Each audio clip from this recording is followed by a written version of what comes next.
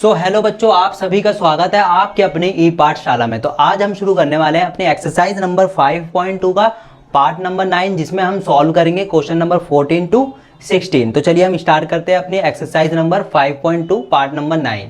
तो उससे पहले आपको हमें इंस्टाग्राम, फेसबुक, टेलीग्राम और ट्विटर पे फॉलो करना है, जो कि हम जो भी आपसे रिलेटेड इन्फॉर्मेशन अपलोड करते हैं वो आप तक आसानी से पहुँच सके। तो चलिए हम शुरू करते हैं और देखते हैं अपना क्वेश्चन नंबर 14 क्या कहता है।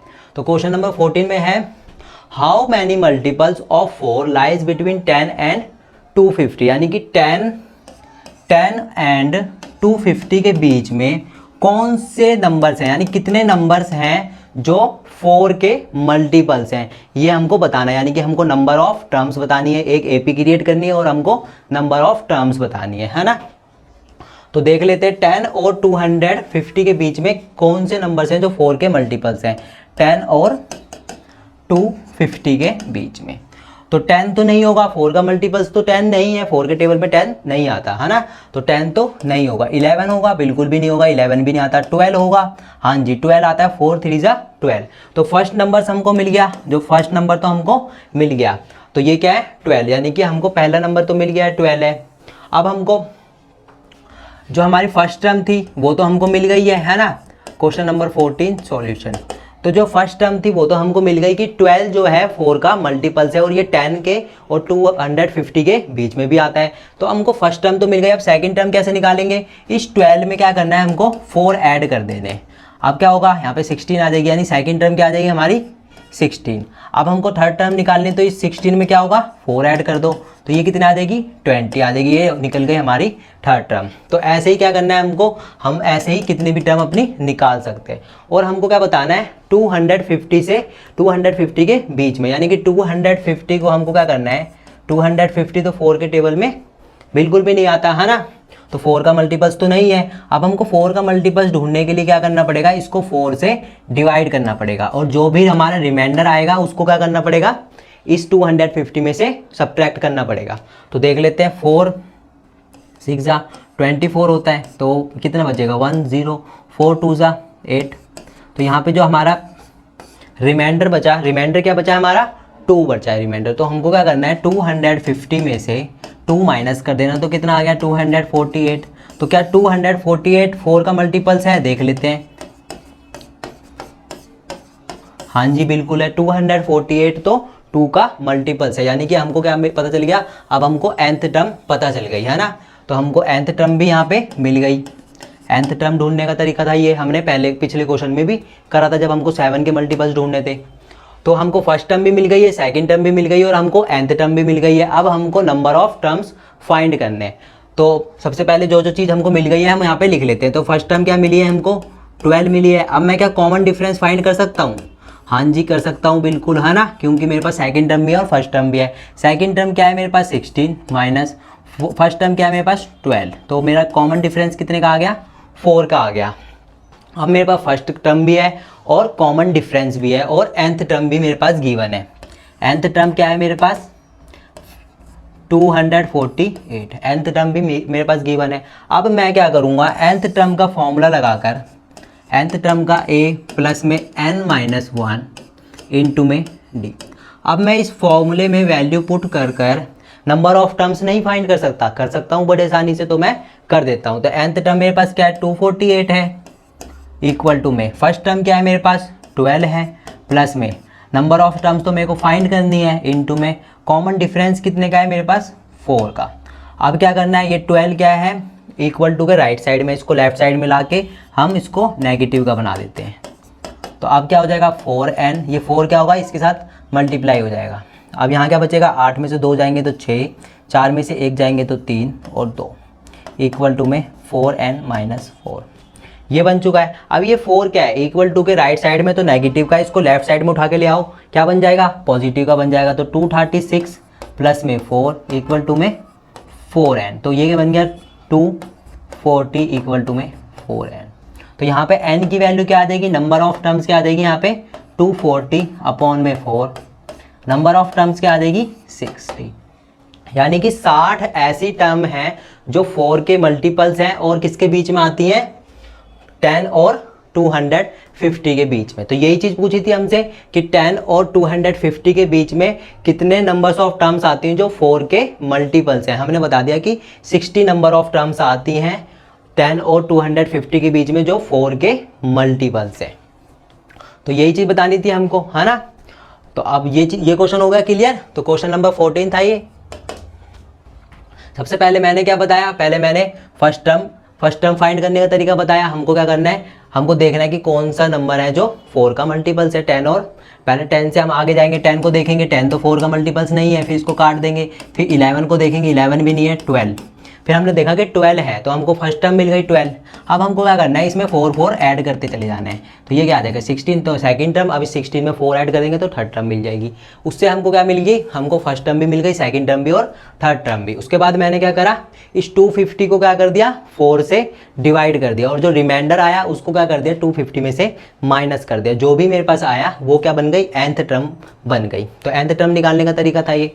उसके बाद क्या करा मैंने, उसके बाद मेरे पास क्या चीज़ गिवन आ गई थी, फर्स्ट टर्म भी आ गई थी, कॉमन डिफरेंस भी आ गया था और nth टर्म भी आ गई थी। उसके बाद मैंने number of terms nth term का फॉर्मूला लगाकर फाइंड कर ली। तो मैंने बता दिया जो 60 ऐसी टर्म्स हैं जो क्या होगी 10 और 250 के बीच में आती है और 4 के मल्टीपल्स हैं। तो ये क्वेश्चन हो गया क्लियर। अब हम चलते नेक्स्ट क्वेश्चन पे, इसको कर देते हैं हम इरेज। तो क्वेश्चन नंबर 15 क्या कह रहे हैं, क्वेश्चन नंबर 15 देख लेते हैं। For what value of n, यानी कि यहाँ पे क्या करनी है, हमको n की वैल्यू निकालनी है। n means number of terms are the nth term of 2 AP, and ये हमारे पास 2 AP है। इनकी जो nth टर्म है वो क्या दे रखी है, इक्वल दे रखी है। और हमको क्या करना है, नंबर ऑफ टर्म्स फाइंड करना है। हमको बताना है कि कौन सी नंबर ऑफ टर्म्स ऐसी होगी इन दोनों ही AP में जो इक्वल होगी। nth टर्म तो इन्होंने हमको इक्वल दे रखी है दोनों की। हमको बताना है कि ऐसी कौन सी नंबर ऑफ टर्म्स हैं दोनों ही AP में जो एक दूसरे के बराबर है। तो हम कर देते हैं इसको सॉल्व। तो हमारे पास फर्स्ट AP क्या है, हमारे पास फर्स्ट AP है मेरे पास 63, 65 और 67, और ये चलती जा रही है सो ऑन, है ना। अब मैं, और मेरे पास सेकंड AP क्या है, यहाँ पर सेकंड AP क्या है मेरे पास, सेकंड AP है मेरे पास 3, 10 और 17, और ये चलती जा रही है सो ऑन। अब मेरे पास यहाँ पर क्या गिवन है, फर्स्ट टर्म गिवन है मेरे पास। फर्स्ट टर्म क्या है मेरे पास 63 है, सेकंड टर्म है मेरे पास 65। तो मैं डी कॉमन डिफरेंस निकाल सकता हूँ, A2 माइनस में A1, यानी कि सेकंड टर्म माइनस में फर्स्ट टर्म। तो सेकंड टर्म मेरे पास 65 माइनस फर्स्ट टर्म क्या है मेरे पास 63। तो मेरे पास कॉमन डिफरेंस कितने का आ गया, 2 का आ चुका है कॉमन डिफरेंस। अब मेरे को इसकी nth टर्म फाइंड करनी है। तो nth टर्म का फॉर्मूला क्या होता है, a प्लस में n-1 इंटू में d, यही होता है nth टर्म का फॉर्मूला। nth टर्म तो हमको फाइंड करनी है, तो nth टर्म तो यहीं पर रहेगी। फर्स्ट टर्म यानी कि a क्या है मेरे पास, फर्स्ट टर्म 63 प्लस में नंबर ऑफ टर्म्स मेरे को फाइंड करनी है, इंटू में कॉमन डिफरेंस कितने का है मेरे पास 2 का। तो अब मैं इसको कैसे सॉल्व करूँगा, 63 प्लस में 2n माइनस में 2। तो 63 में से 2 माइनस कर दो, प्लस में 2n। तो मेरे पास क्या आ गया 61 प्लस में 2n। nth टर्म की वैल्यू क्या आ गई, nth टर्म की वैल्यू क्या फाइंड कर ली मैंने, nth टर्म की वैल्यू क्या फाइंड कर ली मैंने फर्स्ट AP में nth टर्म की वैल्यू फाइंड कर ली मैंने 61 प्लस में 2n। अब ये क्या होगा, nth टर्म की वैल्यू फाइंड हो गई है। अब मैं चलता हूँ दूसरी AP में, यहाँ से क्या करता हूँ nth टर्म की वैल्यू फाइंड कर लेता हूँ। और यहाँ क्वेश्चन में बोला है कि जो दोनों ही AP की nth टर्म की वैल्यू है वो क्या है, एक दूसरे के इक्वल है। तो पहले इसकी भी nth टर्म की वैल्यू फाइंड करनी पड़ेगी दूसरी AP की, है ना। तो फर्स्ट टर्म क्या है इसकी 3 है, कॉमन डिफरेंस क्या है इसका A2 माइनस में A1। तो A2 क्या है मेरे पास 10 माइनस A1 कितना है 3। तो मेरे पास कॉमन डिफरेंस क्या आ गया 7 का आ चुका है कॉमन डिफरेंस। अब मैं nth टर्म फाइंड कर लेता हूँ यहाँ पर, A प्लस में n-1 मल्टीप्लाई में d। इसमें क्या करना है मेरे को, जो चीज़ मेरे पास है उसको मैं पुट कर दूंगा। nth टर्म फाइंड करनी है इक्वल टू में फर्स्ट टर्म तो मेरे पास गिवन है 3 प्लस में नंबर ऑफ टर्म्स भी फाइंड करनी है, इनटू में कॉमन डिफरेंस कितने का है मेरे पास 7 का। तो अब मेरे पास nth टर्म फाइंड करनी है। अब मेरे पास 3 प्लस में 7n माइनस में 7। अब मेरे पास ये क्या आ चुका है 7n माइनस में 4 इक्वल टू में nth। यहाँ पर मेरे पास nth टर्म क्या आ गई, सेकंड AP की nth टर्म क्या आ चुकी है मेरे पास 7n माइनस में 4। और फर्स्ट AP की nth टर्म क्या है मेरे पास 61 प्लस में 2n। अब मेरे को क्या करना है, क्वेश्चन में बोला है कि ये दोनों ही nth टर्म यानी दोनों ही AP के nth टर्म क्या है, एक दूसरे के इक्वल है, तो मेरे को इक्वल रख देनी है दोनों। चलते हैं हम यहाँ पे, तो यहाँ पे फर्स्ट AP की nth टर्म रख दी इक्वल टू में सेकंड AP की nth टर्म रख दी। फर्स्ट AP की nth टर्म क्या है ये देख लेते हैं, 61 प्लस में 2n, तो यहाँ पे 61 प्लस में 2n इक्वल टू में फर्स्ट सेकंड AP की nth टर्म देख लेते हैं, 7n माइनस में 4, तो 7n माइनस में 4, दोनों ही इक्वल रख दी। जो क्वेश्चन में बोला था वही करा हमने। अब हम यहाँ से कुछ फाइंड करने की कोशिश करते हैं, तो 61 प्लस में 2n माइनस में 7n प्लस में 4 इक्वल टू में 0। तो अब क्या आएगा, 61 में से 61 और 4 प्लस हो जाएंगे तो क्या आ जाएगा, 65 आ जाएगा, और प्लस और माइनस क्या होगा, माइनस हो जाएगा, तो माइनस का 5n इक्वल टू में 0।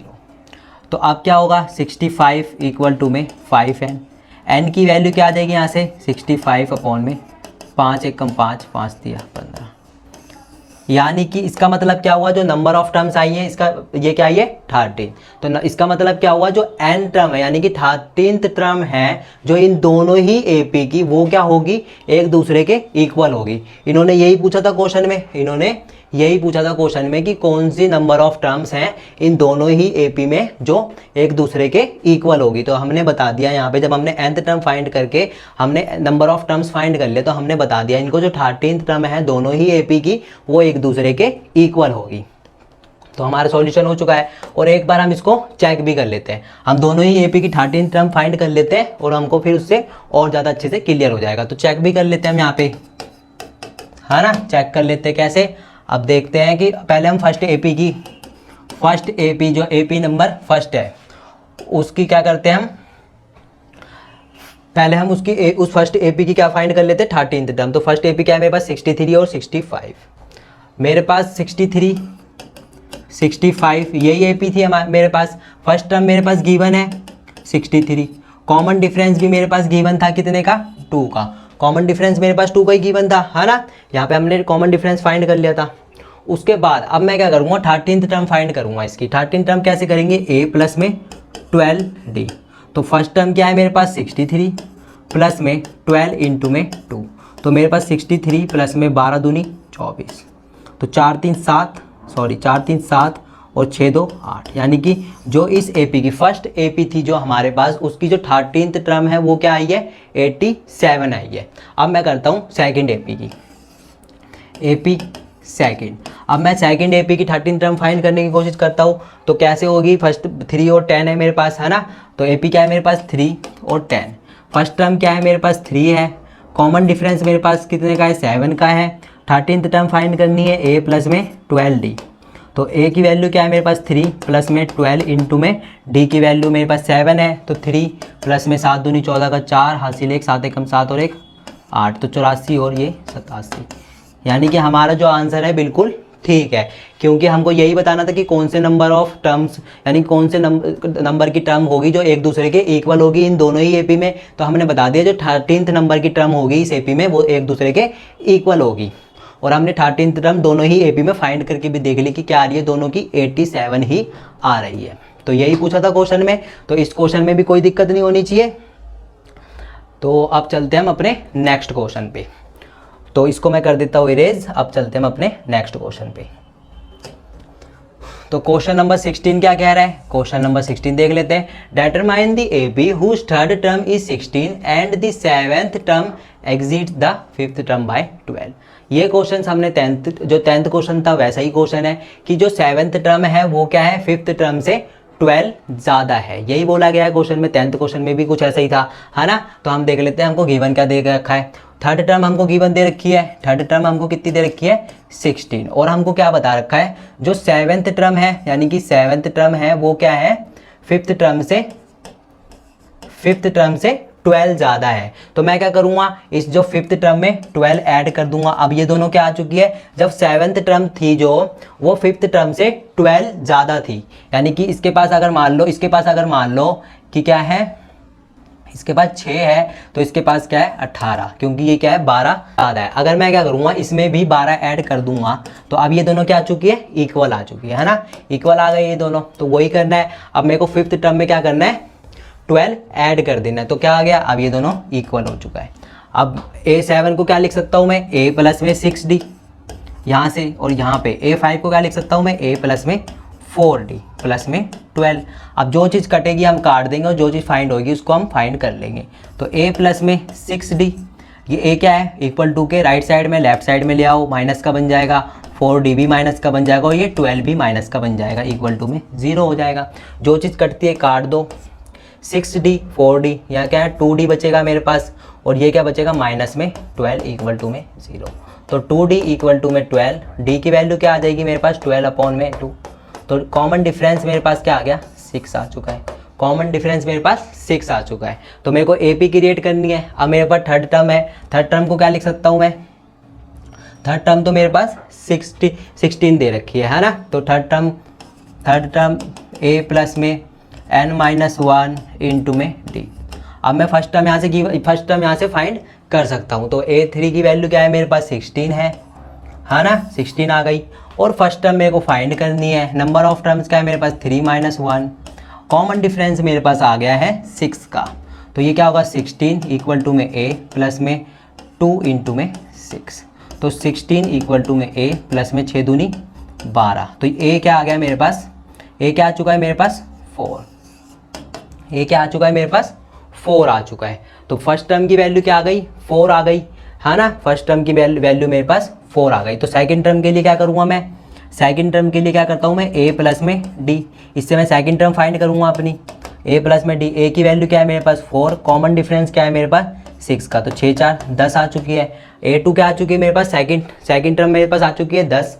थर्ड टर्म फाइंड करनी है, थर्ड टर्म फाइंड कर लेते हैं। थर्ड टर्म के लिए क्या करते हैं हम A प्लस में 2D। तो A की वैल्यू क्या है मेरे पास 4 प्लस में 2, कॉमन डिफरेंस क्या है मेरे पास 6 का। तो 4 प्लस में 6 दूनी 12, 12 4 16। अब मैं AP क्रिएट हो चुकी है मेरे पास। फर्स्ट टर्म क्या आई है मेरे पास, फर्स्ट टर्म मेरे पास क्या आई है, AP क्रिएट करनी थी हमको। इस क्वेश्चन में यही तो बोला था AP क्रिएट करनी है, तो AP क्रिएट कर दी हमने यहाँ पर। फर्स्ट टर्म क्या आई है मेरे पास 4, सेकंड टर्म मेरे पास क्या आई है, सेकंड टर्म मेरे पास आई है 10, थर्ड टर्म मेरे पास क्या आई है 16 आई है। ऐसे क्या होगा इन सब में क्या है 6 का गैप है। तो इन्होंने क्या बोला था, एक AP क्रिएट करनी है विद द हेल्प ऑफ जो चीज़ हमको दे रखी थी गिवन, उससे हमने क्या कर दिया एक AP क्रिएट कर दी। तो इस क्वेश्चन में भी कोई दिक्कत नहीं है। तो ये क्वेश्चन भी हमारा होता है समाप्त। तो आज हमने कर लिए 14, 15 और 16 क्वेश्चन, और हमने ये अच्छे से समझ भी लिए। तो इसको मैं कर देता हूँ इरेज। तो जो हमारा पार्ट नंबर 9 था इसमें हमने करे 14, 15 और 16 क्वेश्चंस। तो अब हम मिलेंगे अगले पार्ट में कुछ नए क्वेश्चंस के साथ और कुछ अलग कॉन्सेप्ट के साथ। तो जब तक के लिए जय हिंद, जय भारत। अगर वीडियो अच्छी लगी हो तो इस वीडियो को अपने दोस्तों के साथ ज़रूर शेयर करें। जब तक के लिए जय हिंद, जय भारत।